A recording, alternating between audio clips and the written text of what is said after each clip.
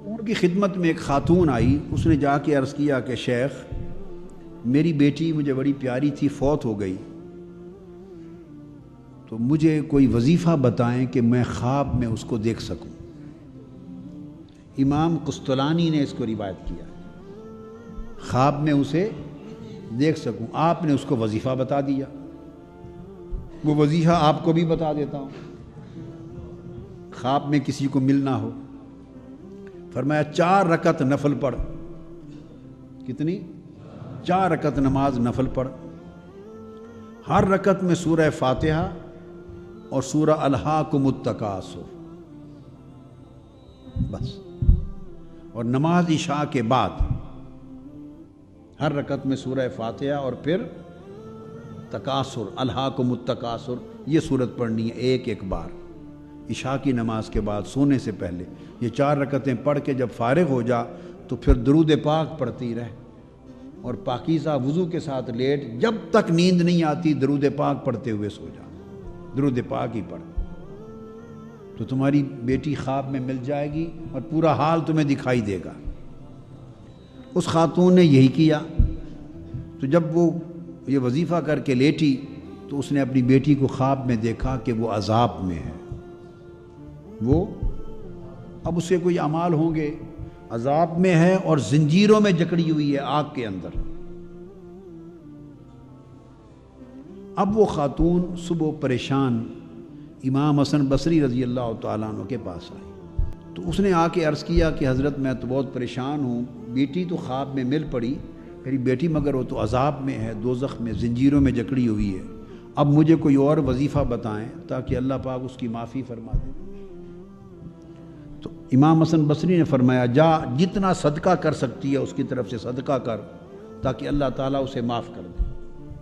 اب مرحومین کی طرف سے صدقہ خیرات کرنا یہ بھی ائمہ تابعین کے وقت سے عمل ہے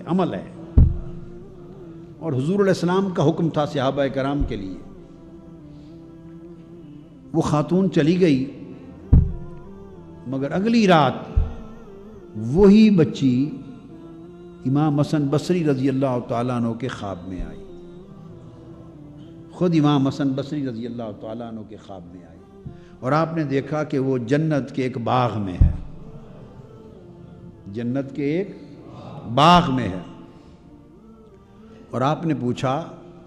اس کے سر پہ نور ہے، آپ نے پوچھا کہ تمہارا تو حال یہ نہیں تھا، تم تو دوزخ میں تھی اور زنجیروں میں تو جکڑی ہوئی تھی، تو آج 2 دن کے اندر یہ حال بدل گیا، تم جنت کے باغ میں ہو اور سر پہ نور ہے، یہ کیفیت اور حالت کیوں بدل گئی؟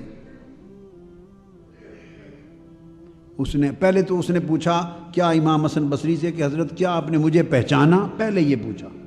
آپ نے فرمایا نہیں میں نے تو نہیں پہچانا کہ تو کون ہے۔ اس نے عرض کیا یا حضرت میں وہی ہوں جس کی ماں کو آپ نے درود پاک پڑھنے کا وظیفہ بتایا تھا، 4 نفل پڑھ کے درود پاک پڑھنے کا وظیفہ بتایا، میں وہی لڑکی ہوں۔ تو تب آپ نے فرمایا کہ ہاں یہ بتا تیرا تو حال یہ نہیں تھا، تو دوزخ میں تھی، زنجیروں میں تھی، اب تیری حالت کیسے بدل گئی؟ اس نے جواب دیا کہ وجہ یہ ہے کہ میں بالکل حق بات ہے اسی دوزخ میں زنجیروں میں تھی، آج ہماری قبرستان سے، میری قبر کے اوپر سے اللہ کا ایک ولی گزرا، رجل من الصالحین، اولیاء اور صالحین میں سے ایک شخص گزرا ہماری قبروں سے، اور گزرتے ہوئے اس نے حضور علیہ السلام پر درود و پاک پڑھتا جا رہا تھا، حضور علیہ السلام پر درود و سلام پڑھتا جا رہا تھا، تو درود و سلام پڑھتا گیا اور کہتا تھا باری تعالیٰ جتنا درود و سلام پڑھ رہا ہوں اس کا ثواب ان قبر والوں کو پہنچا دے۔ تو اس ولی کی زبان سے جو درود و سلام نکلا اور اس نے ہماری روحوں کو بخشا، اللہ پاک نے اس کے صدقے اسی وقت ہم سب کو معاف کر دیا اور دوزخ سے نکال کے ہمیں جنت میں پہنچا دیا۔ یہ آقا علیہ السلام کے اس درود و سلام کا صدقہ ہے جو اللہ کے ایک ولی کی زبان سے نکلا۔